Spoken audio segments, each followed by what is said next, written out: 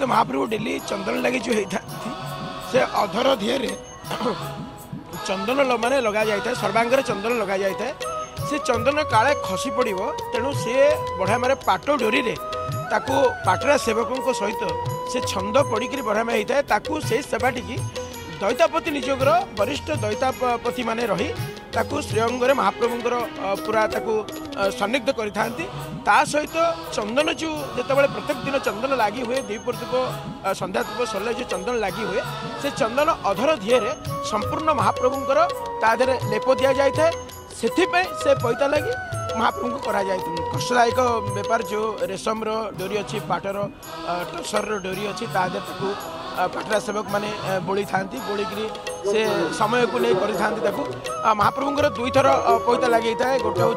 अक्षय तृतीया पूर्वर गोटे थर होता है जेहेतु से 42 दिन से चंदन लगी होता है से पूर्वर गोटे थर होता है वर्तमान गोटे थर